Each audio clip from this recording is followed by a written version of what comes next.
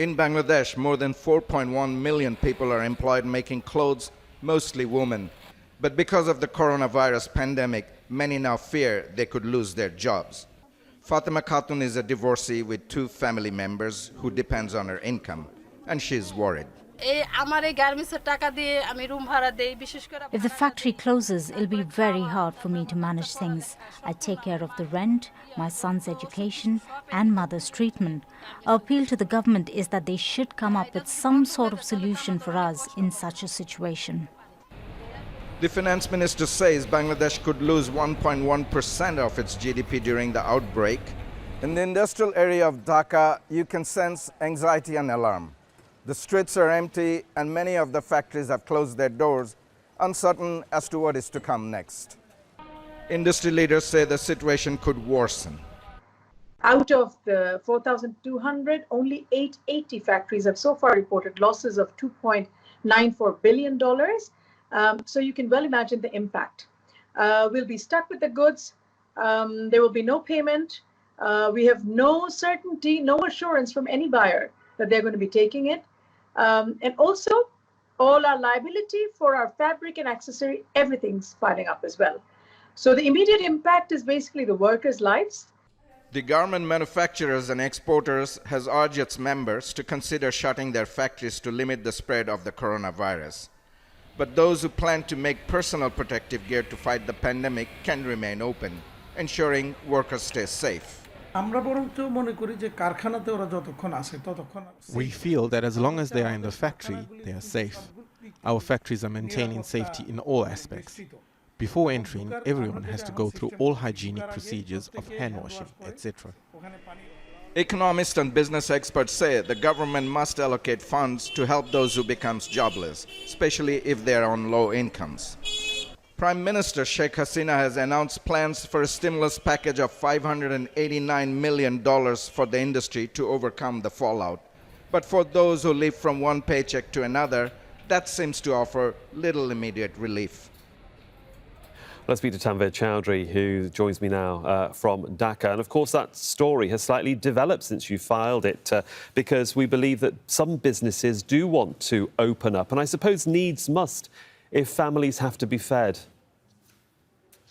Indeed, but unfortunately, now the industry leaders are saying that the actual hit could be as high as $6 billion if this continues. Now, the country has been blocked down since about a week now, and it's been extended till April 9th. And what we know that the Prime Minister has put a plan for a stimulus package of $589 million. Now, that may be coming later, but right now a lot of these workers are living paycheck to paycheck, and probably 1 million plus worker will lose job. What the industry and the government is saying is that you can stay open if you have order, otherwise you should shut it down. There are a handful of industries that are actually still maintaining the factories open because they're making masks and protective gears, handing them out free to the healthcare workers and the poor segment of the society. But it's probably going to prolong here in Bangladesh, and the extended holiday, what the government is saying, rather than a blockade, has been enforced by the army and the police. The streets are empty. Most of the businesses are closed, only except for the essential services. So, of course, that actually gives us an idea of the capital. Bangladesh, obviously, is a country of millions. How is the message getting across from government officials across the country about the pandemic and how important it is to stay safe? Well, there have been a lot of public service messages, including to media, as well as, government health workers, the military, the police. Now, you have to realize this is a country of 160 million people, one of the most densely populated country in the world. And out of that, only 1,600 people have been tested so far, which is dismally low. Critics and media are saying that the actual figure could be much higher. Enough tests hasn't been done. Only tests been done on those who came from abroad in last 35 or 40 days. That's about 400,000 people came from abroad. 10 million Bangladeshis live abroad, 4 million in the slums, and now you have the largest refugee camp in the world. Rohingyas are living in a very congested, densely place in Cox's Bazar. Those are ticking time bombs. And if the media's report is correct that at least 40 plus people died within 9 days with all the asymptomatic symptoms of coronavirus, and the respiratory illness went up 14%, which is quite high compared to last year. These are bad signs, and it is spreading to community level.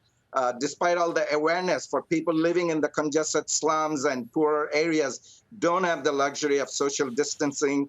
I mean, the hygienics are not the best. I mean, they use public toilet, very few running water facilities. So it's overall a ticking time bomb, and the government needs to face the reality and start doing more testing. There used to be one centralized testing place. Now there is at least 10 of them. Just within the last few days, the government allocated 10 more testing facilities.